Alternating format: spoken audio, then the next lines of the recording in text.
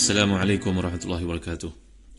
إن الحمد لله نحمده ونستعينه ونستهديه ونستغفره ونتوب إليه ونتوكل عليه ونعوذ بالله من شرور أنفسنا وسيئات أعمالنا من يهده الله فلا مضل له ومن يضلل فلا هادي له. اللهم صل وسلم وبارك على محمد وعلى آل محمد كما صليت وسلمت وباركت على إبراهيم وعلى آل إبراهيم في العالمين إنك حميد مجيد. أما بعد.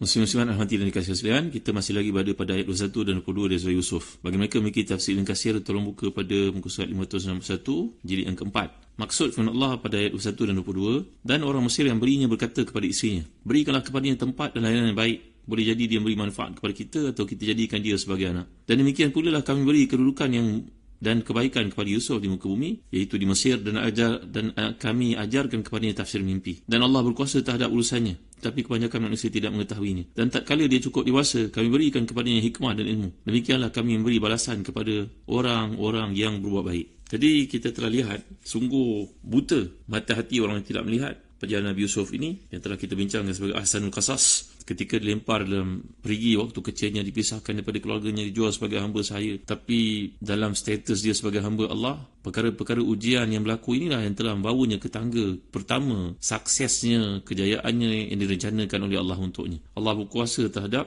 urusan yang dikehendaki, walaupun orang lain berkehendak sebaliknya. Allahu yurid wa anta turid wa la yakun illa ma yurid. Kamu kehendak, Allah pun kehendak, tapi tak akan berlaku melainkan apa yang Allah saja kehendaki. Jadi inilah dia, wallahu ghalibun ala amri.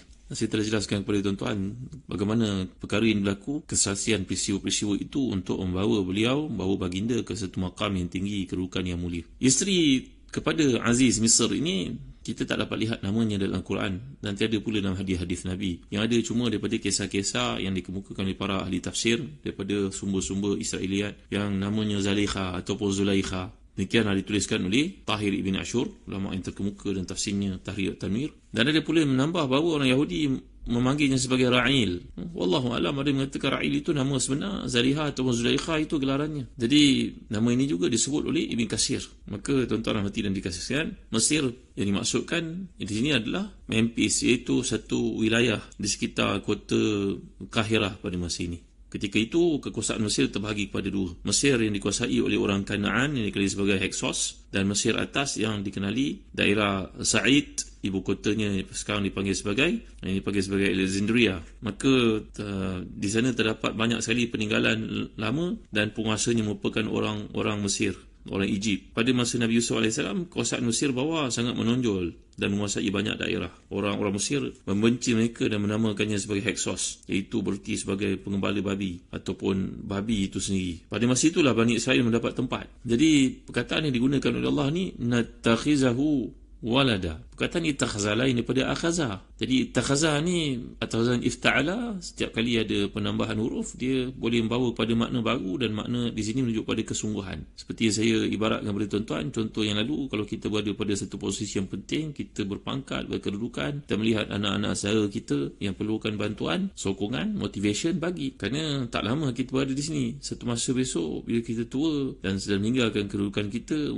pada masa itu anak-anak saudara yang pernah kita hargai akan mengingati. Maka begitulah maksud Aziz Misr, iaitu orang besar Mesir ini, pandangannya jauh dan firasatnya tepat. Jadi huruf waw pada kata walinu alimahu min ta'wil ahadith, ada di kalangan para ulama memahaminya sebagai kata fungsi sebagai penguat, bukan menggabungkan dua benda yang berbeza. Ada juga yang memahami kata waw ni fungsi dia menggabung sekian banyak yang disebut satu persatu, banyaknya perkara yang Allah ceritakan kepada kita, prosesnya berlaku, kesinambungannya satu persatu daripada awal hingga akhir, dan kesudahan daripada berbagai bentuk anugerah yang banyak itu. Maka barangkali ada berbagai-bagai tafsiran kepada waw itu sendiri. Atas dasar itulah huruf lam pada kata walinu'allimahu adalah diistilahkan sebagai lamul aqibah. Ini bahasa Arab panggil lamul aqibah. Jadi takwil hadis dinilai, ditafsirkan oleh sebahagian daripada para ulama sebagai mukjizat Yusuf sebagai kedudukan baginda menjadi nabi. Memang pada akhirnya seperti bunyi ayat 22 ni, Allah menganugerahkan kepadanya kenabian dan juga ilmu. Hukman sebenarnya sama dengan perkataan hikaman, iaitu dia sama dengan hikmah, kebijaksanaan, wisdom. Segala perkara yang bersifat hukum, hakim, hukmun, mahkamatun, hikmatun, dan perkataan hikamun. Ini semua ha, kaf dengan mim. Kalau kita lihat berkisar maknanya pada benda yang bersifat akal. Maknanya benda yang bersifat kebijaksanaan. Semuanya bermuara kepada maksud akal yang sihat, kebijaksanaan, ilham yang Allah berikan, wahyu yang diberikan. Maka Nabi-Nabi Allah dianugerahkan hukman. Dalam banyak ayat kita akan lihat merujuk kepada sifat Allah ni hakim. Maka semuanya merujuk kepada kebijaksanaan. Jadi hikmah antara lain, satu daripada maksud yang dibawa oleh perkataan hikmah tu adalah satu benda yang baik, sama ada perbuatan, perkataan. Orang yang membuat satu keputusan dipanggil sebagai hakim, dan hikmah juga boleh diertikan sebagai satu benda yang bila digunakan akan menghalang terjadinya kemudaratan ataupun kesulitan. Maka itulah yang ditarik dengan perkataan hakamah. Hakamah ni kata Muhammad Tari Syarawi bahawa dia merujuk kepada tali yang memegang seekor kenderaan yang umpamanya kalau kereta itu pada steeringnya lah. Maka inilah dia perkataan yang merujuk kepada ha, kaf dengan mim. Jadi memilih perbuatan yang terbaik dan sesuai, inilah satu daripada tanda orang itu memiliki hikmah. Jadi memilih yang terbaik dalam dua perkara pun dipanggil sebagai hikmah. Dan orang yang bijaksana dipanggil sebagai hakim. Apa pun makna hukum dan ilmu yang dimaksudkan dalam ayat ni, pastilah dia merupakan satu kelebihan yang mantap, yang hebat, yang unggul, yang tidak disertai oleh sebarang kelemahan, kerana ia satu mukjizat yang diberikan Allah kepada seseorang hamba pilihannya, iaitu Nabi. Kemudian perkataan asyuddahu. Asyuddahu ni dari perkataan asyud. Setengah mengambil makna asyuddahu dari perkataan syiddah. Syiddah ni maknanya syad. Syadun ni makna tarik, kuat. Maka kalau kita memahami kesinambungan daripada penggunaan perkataan ini dalam bahasa Arab, dia merujuk pada kesempurnaan kekuatan. Para ulama berbeza-beza pendapat lah, seperti yang dinyatakan dalam tafsir Ibn Arafah. Dimaksudkan asyuddahu itu, sebahagiannya mengatakan pada usia 20 tahun, sebahagiannya mengatakan 33 tahun, ada yang mengatakan 35 tahun, ada mengatakan 40 tahun, kerana Allah ada menekankan perkataan 40 tahun dalam surah Al-Ahqaf contohnya, wa balagha arba'ina sanatan. Manakala Imam Malik pula mengatakan bahawa perkataan asyuddahu ini adalah merujuk kepada satu waktu umur matang, mungkin pada seseorang itu pada usia 18 tahun. Jadi penggunaan perkataan ini berbeza-beza, seperti dihimpunkan oleh Imam Ibn Jauzi sebagai contohnya. Beliau berkata itu merujuk pada salasun wa salasuna sanah. Ini merupakan pendapat Sa'id bin Jubair daripada Ibn Abbas, 33 tahun. Ada yang mengatakan bahawa itu 18 sanah, merupakan 18 tahun.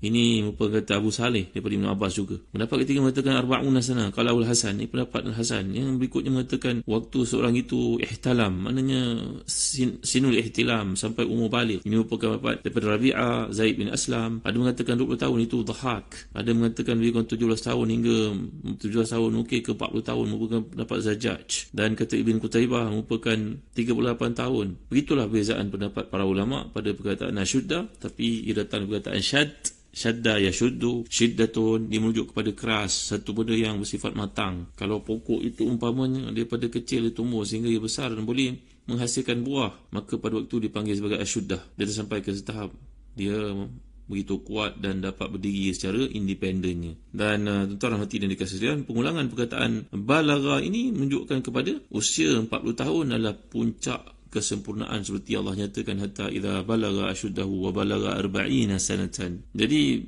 mungkin yang menunjukkan 40 kerana ada perkataan ashuddahu itu ditekankan oleh Allah dan disebut perkataan balagha sebanyak 2 kali, contohnya surah Al-Ahqaf itu dalam ayat yang ke-15. Jadi seandainya pencapaian usia kesempurnaan pada usia 40 tahun, maka tidak perlu ada pengulangan kata mencapai. Ini kata sebahagian para ulama tafsir yang memilih pendapat 40 tahun itu.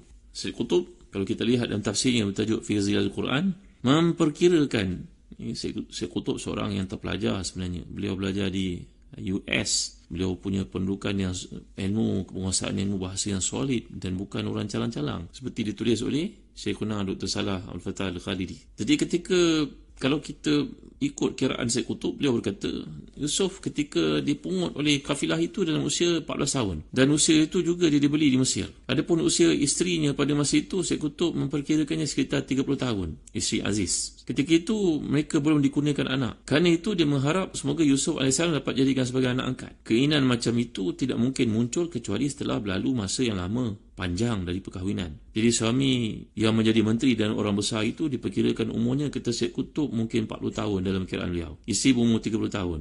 Nah, jika usia Yusuf waktu digoda pada masa itu sudah dewasa, usianya sekitar 25 tahun dan wanita musyrik itu sekitar 40 tahun. Jadi usia 40 tahun kata Syed Qutb merupakan usia kematangan, keberanian, pengalaman dan kemampuan untuk melakukan tipu daya. Dan bagi seorang perempuan yang menjadi isteri kepada orang besar, tentulah pakaiannya, kehidupannya, mungkin pada penampilannya, mungkin wang simpanannya pada usia 40 tahun, dan dia berjumpa dengan Yusuf pada usia dia 30 tahun, maknanya dia sudah matang sebab dia berani. Maka perkataan asyuddahu yang dipilih oleh Syed Qutb itu mengatakan mungkin usia sekitar demikianlah, kata beliau. Berapapun usia perempuan itu, yang jelas dia menggoda Yusuf AS, bagaimana yang kita akan lihat dalam ayat yang berikut. Dan kemudian Allah menyatakan wa kadzalika najzil muhsinin. Muhsinin ini jamak perkataan muhsin, ia diambil dari perkataan ihsan. Kata Imam Al-Harali, sebagaimana dikutip daripada Imam Biqai, ia adalah satu puncak kebaikan melibatkan sesuatu amal perbuatan. Jadi terhadap hamba,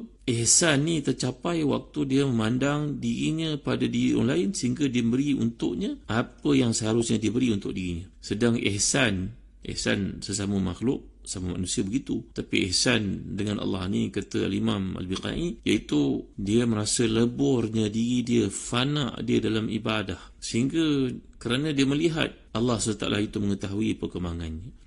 Anta'budallah ka'annaka tarahu fa illam takun tarahu fa innahu yarak, kata Nabi SAW. Inilah martabat ihsan. Jadi kan itu pula ihsan antara hamba sesama manusia adalah bahawa dia ni tidak melihat lagi dirinya, hanya melihat orang lain itu. Maka timbul perasaan ihsan padanya. Jadi barang siapa yang melihat dirinya dalam posisi keperluan orang lain dan tidak melihat dirinya waktu beribadah kepada Allah, maka itulah dia dinamakan sebagai muhsin, iaitu dia telah mencapai puncak dalam segala amalnya. Dia melakukan ibadah untuk Allah SWT, Allah merhatikannya, maka dirinya fana dan melakukan ibadah kepada Allah SWT, kelazatan beribadah itu, keseronokannya, maka itulah kelebihan yang diperoleh oleh Nabi Yusuf AS sehingga layak dipanggil, dipuji oleh Allah. Wa kadzalika najzil muhsinin. Dan kita akan lihat perkataan muhsinin ini berulang-ulang dalam surah Yusuf ini. Jadi bila Allah Taala mengajar Yusuf ini, maka seperti yang dapat kita lihat, wa kadzalika najzil muhsinin, kata Imam Ibn Jauzi, terdapat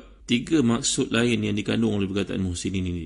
Iaitu yang pertama, as-sabiruna 'ala nawaib. Nabi Yusuf AS mengalami semua ujian, semua rintangan itu dengan penuh kesabaran. Yang kedua, ciri yang ada pada Nabi Yusuf ini, al-muhtadun. Maksud muhsinin yang dikehendaki di sini maknanya orang mendapat hidayah daripada Allah Subhanahu Wa Taala. Yang ketiga, kata Muhammad bin Jarir, Imam bin Jarir Tabari, bahawa maksud perkataan al-muhsinin di sini iaitu al-mu'minin. Walaupun ihsan itu hakikatnya lebih tinggi daripada iman, kerana seorang itu sudah berada pada tahap melakukan ibadah dengan penuh keseronokan, kelazatan, meyakini Allah SWT melihat apa yang dilakukan, tapi ia mengandungi makna iman dan yakin seperti dinyatakan oleh para ulama. Maka inilah dia perjalanan hidup seorang manusia yang perlu kita contohi. InsyaAllah kita akan lihat dalam kuliah akan datang bagaimana ujian yang berlaku seterusnya dalam kehidupan Nabi Yusuf. Lain yang diminta oleh suami, lain dilakukan oleh isteri. Dan kita akan lihat beberapa silap faham yang berlaku di kalangan yang ditulis dalam kitab-kitab tafsir. Barangkali bukan itu yang dikehendaki para ulama tafsir, tetapi ada kesilapan tersebut berlaku untuk kita fahami dalam konteks adakah seseorang Nabi boleh terfikir untuk melakukan maksiat. InsyaAllah kita akan lihat perkara ini dalam kaitannya menerusi bab yang berikut, bila ujian Allah datang kepada baginda, iaitu digoda oleh isteri orang yang berpangkat ini. InsyaAllah akan dihuraikan dalam kuliah datang. Wallahu a'lam wa sallallahu ala sayyidina Muhammad wa ala alihi wa sahbihi wa baraka wa sallam. Walhamdulillahi rabbil alamin wa barakallahu fikum. Wassalamu alaikum warahmatullahi wabarakatuh.